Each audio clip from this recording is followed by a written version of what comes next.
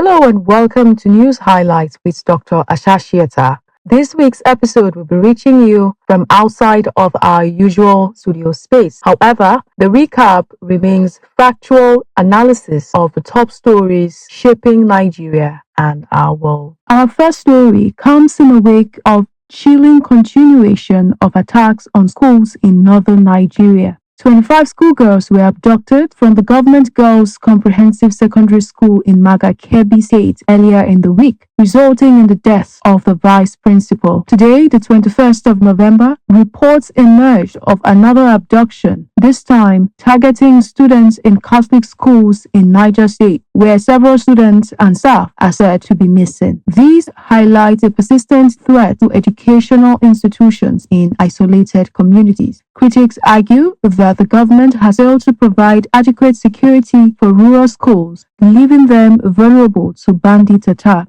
Officials, however, insist that additional security forces have been deployed to affected areas and are conducting sustained manhunt operations. The incident underscores a deeper systemic challenge. Without long-term investments in community policing, infrastructure, and trust building, reactive security measures risk being insufficient to prevent such recurring attacks. The People's Democratic Party, PDP, is facing serious internal crisis as rival factions led by Nyesom Wike and Kabiru Turaki clashed violently in Abuja. The confrontation escalated to the point where tear gas was used, showing how fraught the party's internal power struggle has become. Analysts warn that if this isn't resolved soon, the PDP risks losing its relevance ahead of the next general election. Internal disunity could undermine its ability to present a united national front against rivals.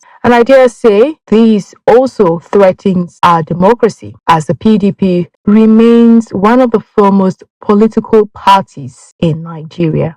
In the landmark ruling, Nnamdi Kanu, IPOB's leader, has been sentenced to life in prison. Convicted on a range of terrorism-related charges, the presiding judge declined to impose the death penalty, citing both legal principle and broader global concerns about capital punishment. For the government, the verdict is a clear signal that these sorts of agitations will be met with firm legal consequences. But Kanu supporters see this as a political move. They argue that he is being criminalized for a political cause, not a genuine terrorist threat. This decision has deep political implications. While it may deter violent separatism, it could also fuel more resentment and radicalization among those who see the trial as unjust. On the international scene, over in New York, Nicki Minaj used her platform at the United Nations to speak on the persecutions of Christians in Nigeria. She highlighted reports of church burnings, displacement, and violence, and backed former President Donald Trump's earlier warnings. From one angle, her intervention is seen as powerful, a global celebrity bringing international attention to a deep, serious issue of religious freedom. But critics argue she oversimplifies a complex crisis. Insecurity in Nigeria isn't purely about religion.